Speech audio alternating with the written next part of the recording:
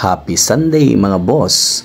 Today is my rest day. So bani ko ninyo nga magtaod og magsibiti sa atong bag-ong gipalit nga pulley set o torque drive nga RS8. So kani nga time is nagtaod na day ko sa lining ani kay nahuman naman ko ani og CVT. Ako nang nalimpyuhan ang iyang mga parts. So nagtaod na day ko ani kay para dali ta mahuman no. So dili na nato kalimtag lukdok diha napita kay para dili gina siya diha matanggal no. So mantay martilyo na dala. So kana la sa atoy pukpuk diha.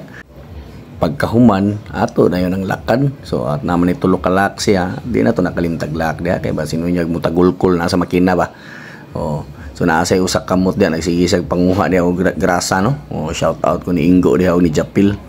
So nagmekaniko sa silang duha diha. So ila sang gitripingan ilang motor. So mao na akong bag-ong nga torque drive nga gipalit. So atong gitao diha nga to ang daan nga 1 to nga RPM nga center spring nga RS8 gihapon nga lining assembly. So ato na nang butang nga grasa dagamay sa sulod para at least mudang-dangog gina siya ng dapita no. Nga butangan sa nato dapita sa kuan diha dapit sa sigunyel kay para dangog-dangog ba. So ay la kay ninyo palabiin nagbutag grasa diha kay basin unyag moabot na sa iyahang belt.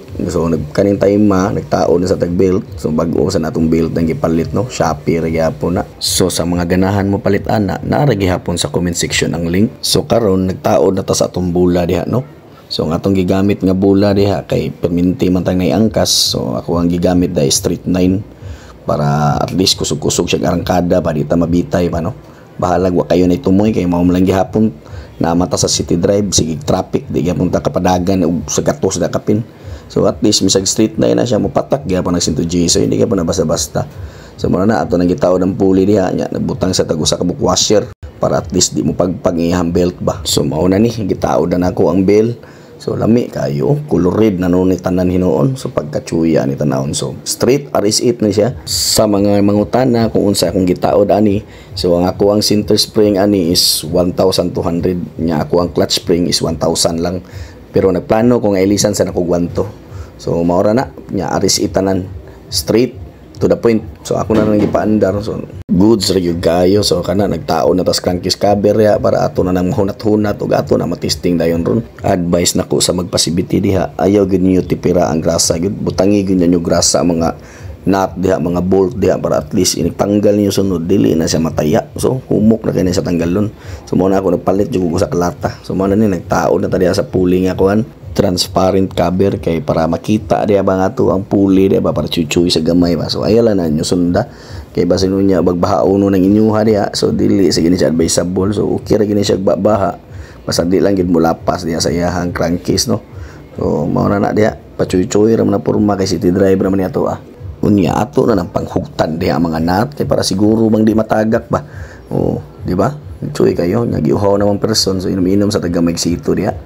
So mana ni ipanghugtan nato. So isunod nato ang atuang earbox kay para dili na magalog-alog diha. So ato na nang ihugtan og kapil diha kay para basi malimtan niya tana daw may buong tang nanay sobrang nat no. So di gyud nato nakalimtan dagugot kay maglabig-labiyog biya na siya. Mura nagdigaduyan-duyan. So mana pagkahuman diha syempre ato diha na testingan dili na ta magdaduha diha. Bahalag dili ta ka testing og top speed kay konsolasyon biya ka puyo. So mao na gingon kung ganahan ka magdugay inyong relasyon, ari puyo og lasyon. So karon ato ning testingan. So diferensya jud gamay kay nakakuha na masag ko naka-pulisit na makudaan. So dili kayo ingon nako kay diferensya. Kay ang gailisan ako torque drive naman og ang pulley. So akong karaan nga pulley is pitch bike nya ako ang torque drive is TCMP. So sa ganahan mo palit ani pwede rin nyo paliton. Unya shout out ko ni Uncle kay nikalitan na siya kutho no. Karon labang ta. So di kita ka top speed rin kay expected na traffic kay ta rin no. Pero lahi ra gid ang arangkada murag mas nigaan siya karon kaysa sa una. Pero gamay ra jud kay diferensya kay nakapanggilid naman kudaan. So paminawa lang inyo unsa ta dito ang makina. Enjoy maayong gabi. Bye bye.